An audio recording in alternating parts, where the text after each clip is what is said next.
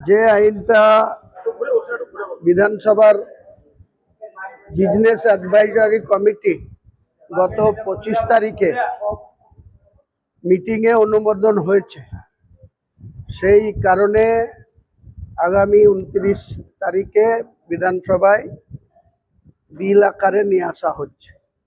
আমরাও business advisory কমিটিতে রয়েছি, আমার কাছে চিঠিও রয়েছে, কিন্তু আমার হঠাৎ জেলায় কাজ পড়ে যাওয়ায় আমি 25 তারিখের বিজনেস অ্যাডভাইজারি কমিটির মিটিংয়ে অ্যাটেন্ড থাকতে পারিনি।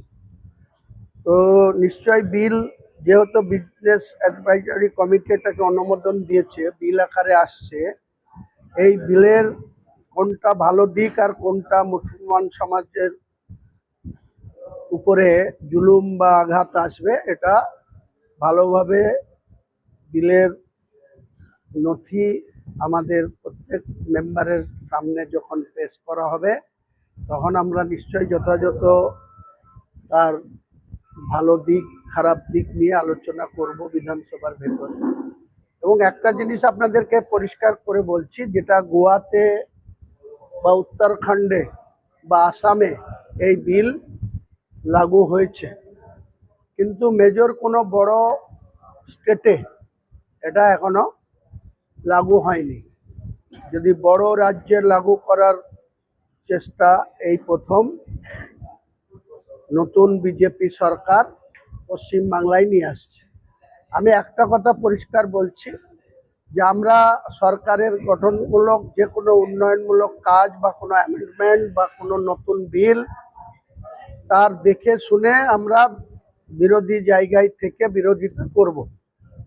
কিন্তু কেউ যদি মনে করে থাকে যে এখনো ভারতবর্ষের পার্লামেন্টে কিন্তু ধর্মনিরপেক্ষ রাষ্ট্র হিসাবে গোটা পৃথিবী জানে ভারতবর্ষকে, কেউ যদি ব্যাকডোর দিয়ে ভারতবর্ষের সংবিধানকে অমান্য করে বা ভারতবর্ষের সংবিধানকে বুড়ো আঙুল দেখিয়ে যদি কেউ হিন্দুস্তান করার দিকে লক্ষ্যে যায়, তাহলে শুধু বাংলা নয়, বাংলা প্রায় 4 কোটি মুসলমান আছে, এছাড়াও গোটা ভারতবর্ষে প্রায় 40 কোটি মুসলমান বসবাস করে।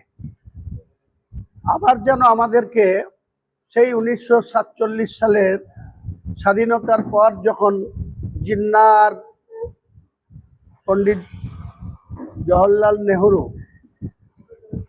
ধর্মের ভিত্তিতে যে পাকিস্তানের ভাগ হয়েছিল, বা ইন্ডিয়া সেই সময় পাকিস্তানের জন্ম দিয়েছিল, জিন্নাহ আলী ভুট্টোকে পাকিস্তানের চেয়ার দিয়েছিল, আর পণ্ডিত জওহরলাল নেহরু ভারতবর্ষের প্রধানমন্ত্রী হয়েছিল। যদি এত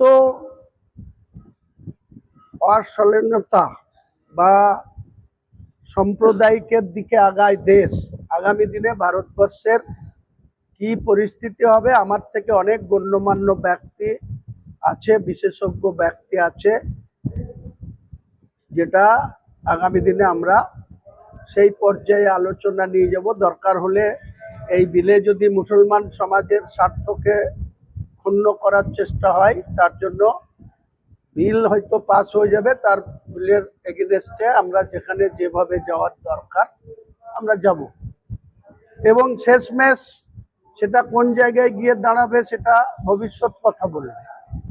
কিন্তু একটা কথা পরিষ্কার, যতক্ষণ আমাদের জীবন আছে, আমরা বেঁচে আছি, আমরা ইন্ডিয়ার যে সংবিধান, ভারতবর্ষের যে সংবিধান, সেই সংবিধানকে আমরা সম্মান করি, সংবিধানকে আমরা মান্যতা দিই। কোনো রাষ্ট্রবিরোধী কথা আমরা বলছি না, বলবো না আগামী দিনে। কিন্তু ভারতবর্ষের সংবিধানে অমুসলিমদেরও যে অধিকার আছে, মুসলিমদেরও সেই অধিকার আছে। সেই অধিকারকে খর্ব করার চেষ্টা হলে কোনো মুসলিম চুপচাপ বসে থাকবে না, রাস্তায় নেমে যেমন আন্দোলন হবে, জুডিশিয়ালের সর্বোচ্চ জায়গাতেও সেটা চ্যালেঞ্জের জায়গায় আমরা যাব। কারণ আমরা কোনো অন্যায় করতে চাই না, আমরা আবার একটা মুসলিম রাষ্ট্র হোক সেটাও কোনো মতেই চাই না। ভারতবর্ষের সম্প্রীতি বজায় থাক, ধর্মনিরপেক্ষ রাষ্ট্র থাক। যদি সেটা কোনো কারণে ভারতবর্ষের যারা ক্ষমতাসীন তারা যদি এটাকে হিন্দুস্তান করে, সেই হিন্দুস্তানে মুসলমানরা বাস করতে পারবে কি পারবে না, মুসলমানরা তখন সিদ্ধান্ত নেবে। প্রয়োজন হলে তখন আমরা সেই ধরনের, আজকে যদি দার্জিলিং যদি আলাদা গোর্খা আন্দোলন দীর্ঘদিন করতে পারে, তাদেরকে কখনো বিজেপি দল তাদেরকে মাথায় তুলছে, তাদেরকে ভোট নিচ্ছে, তাদের আলাদা স্বশাসিত অনেক স্বীকৃতি দিচ্ছে।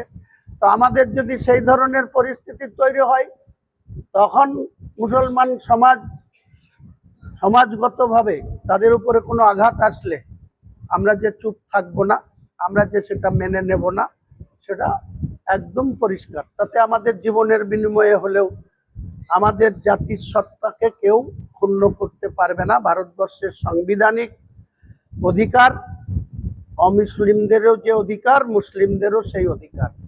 যদি আপনি স্বাধীনতার পরে, স্বাধীনতার যে আন্দোলন 1942 সাল থেকে 1947 সাল, যখন ব্রিটিশের হাত থেকে এই ভারতবর্ষকে রক্ষা করতে গিয়ে যে প্রায় 92,500 কতজনের নাম ইন্ডিয়া গেটে লেখা আছে, তার মধ্যে দেখুন 62,400 নাম মুসলমানদের আছে।